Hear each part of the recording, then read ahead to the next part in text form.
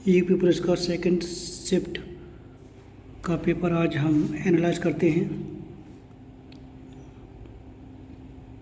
जैसे गद्यांश दिया है, इस गद्यांश को अच्छी तरह से पढ़ना है। पढ़ने के बाद जिसके नीचे प्रश्न दिए गए उनके उत्तर इसमें देना है।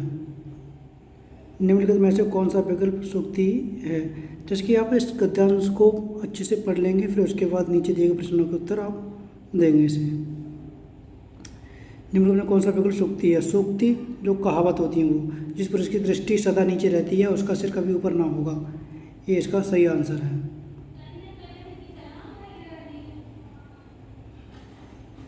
निम्नलिखित में से किस शब्द का अर्थ कोमल है? कोमल अर्थ मृदुल। प्रस्तुत गद्यांश का उचित शीर्षक होगा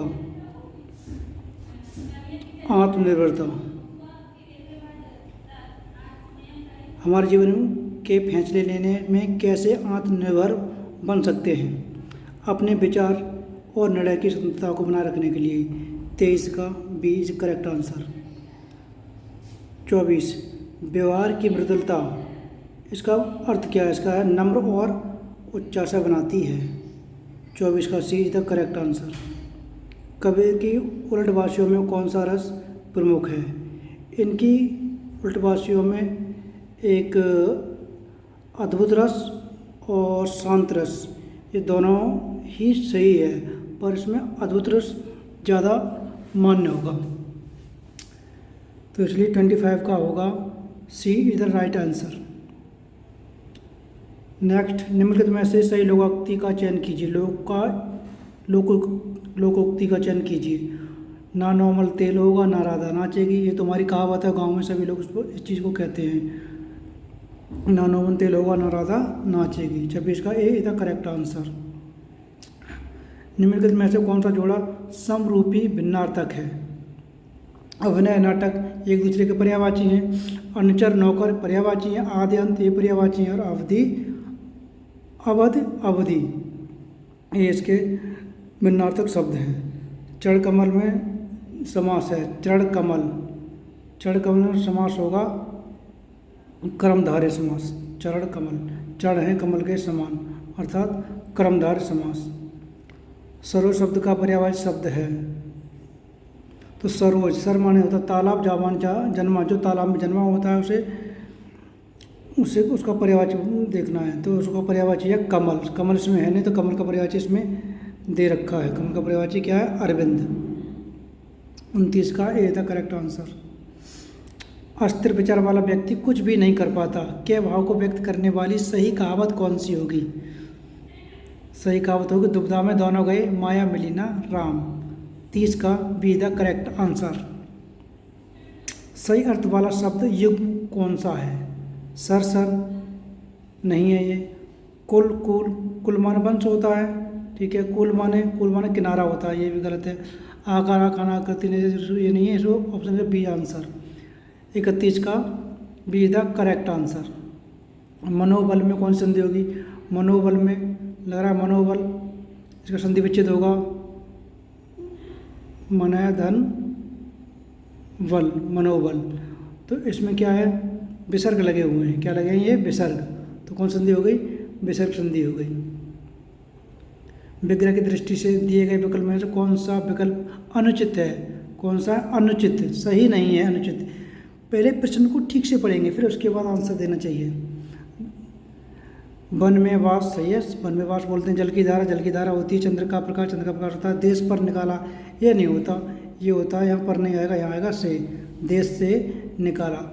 33 का A is the correct answer. Hindi में मूलतः वर्णों की संख्या कितनी होती है?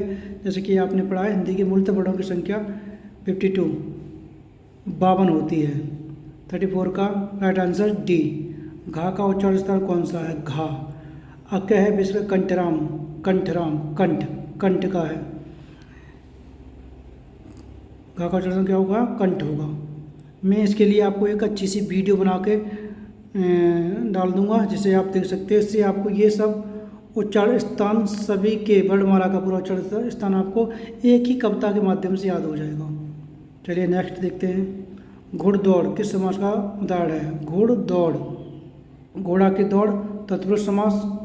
ऑप्शन 36 का प्रश्न उत्तर होगा D, option D is the right answer. अंधा युग किसकी है? अंधा युग किसकी कृति है? ये धर्मवीर भारती की है अंधा युग। निम्नलिखित में से शुद्ध वाक्य का चयन कीजिए। जो शुद्ध वाक्य है उसका चयन कीजिए। आतंकियों को रिहा करना मूर्खता होगा। मूर्खता होगा, ये क्या है हमारी? ये है स्त्रीलिंग, और ये क्या है? स्त्रीलिंग, और ये पुल्लिंग दे दिया है। स्त्रीलिंग पुल्लिंग हो गया, तो ये भी गलत, ये भी गलत, ये भी गलत। आतंकवादी रिहा करना मूर्खता होगी। 38 का C is the correct answer. Next, प्रेम में भगवान रचना के लिए जितेंद्र को किस पुरस्कार से सम्मानित किया गया था? प्रेम में भगवान रचना जितेंद्र को लिए भारत सरकार सच्चा मंत्रालय पुरस्कार द्वारा। Option is the C is the correct answer. 39 का C is the correct answer. Hindi की ठा ध्वनि है ठा। अकय विसर्ग कंठराम, उचेस भी है तालूराम, लतस तस पुकारे मूर्धा जी। क्या है? मूर्धा। हिंदी की ठा ध्वनि और किसमें है? मूर्धा। 40 का D is the correct answer. निम्नलिखित में पर्यायवाची समूह का कौन सा युग्म सही नहीं है? जो सही नहीं है, मेघ बारिधर, सही बात है। सरस्वती बागीसी बोलते हैं, सही है ये। और शरीर कलेवर, ये भी ठीक है। समुद्र आदित्य, ये गलत है। ये क्या है? ये गलत है। इसलिए 41 का C is the correct answer. सोरठा चंद की विषम पंक्तियों में कितनी मात्रा होती है? विषम पंक्तियों में होती हैं 11 मात्राएं होती हैं। के लिए किस कारक का चिन्ह है? के लिए किस कारक का चिन्ह है? के लिए कर्ता ने कर्म को कर्ण से संप्रदान के लिए, सी इज द करेक्ट आंसर। 43 का C is the correct answer. इंद्रियों का विशेषण क्या होगा? इंद्रिय का विशेषण क्या होगा? इंद्रिय का विशेषता बनाने का होगा इंद्रिय। इंद्रिय इधर 44 का A is the right answer. अनुरूप में कौन सा समास है? अनुरूप। अनुरूप, रूप में कौन सा मिला है? अनु। ये हमारा अव्यय मिल गया है, तो अव्यय भाव इज द करेक्ट आंसर। 45 का A is the correct answer. Next, Lokayatan कृति के लिए सोवियत लैंड नेहरू पुरस्कार किसे दिया गया था? जैसे कि आपको पता है, लोकायतन कृषि कृति थी ईश्वरचंद्र रंजन पंत की, और इन्हें ही इस कृति में पुरस्कार ये दिया गया था। नेक्स्ट, निम्नलिखित में से कौन सा शब्द पुल्लिंग है? Pulling, pulling. दया की गई, माया मिली, भाषा लिखी गई, आभार प्रकट किया गया। ठीक है, आभार कौन सा है? ये है पुल्लिंग। 47 का किसा है? 47 का A is the right answer. Next, पशु पास पढ़ का क्रमशः सही अर्थ प्रकट करने वाला शब्द युग्म है। इसका क्या होगा? जानवर मूल प्रतिज्ञा। जानवर मूल प्रतिज्ञा ये नहीं है, जानवर मूल प्रतिज्ञा नहीं है। पतंगारात्रि गंध नहीं है। नेबला गावड़ नहीं है। जानवरित मूल। 48 का D is the correct answer. आ उपसर्ग से बना शब्द है। आ उपसर्ग से अध पका। पका में क्या जुड़ा है? अध। ये नहीं है, इसमें अध लगा हुआ। अवगत में, अवगत। गत में अब जुड़ा हुआ है, ये भी नहीं है। अनहित, हित में क्या लगा है? अन लगा हुआ है, ये भी नहीं है। आ पूछा है तो था में आ उपसर्ग है। Right answer is D. 49 का D is the correct answer. अमी का पर्यायवाची है। ये अमी क्या है? ये अमी अमृत का पर्यायवाची शब्द है, तो इसका क्या होगा? सुधा इज द करेक्ट आंसर।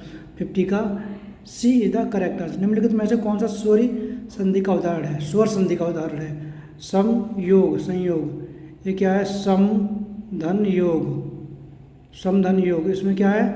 ये व्यंजन संधि। ये क्या है हमारा? व्यंजन। मनोहर, मनोहर धन हर, मनोहर। इसमें क्या है? विसर्ग संधि है ये।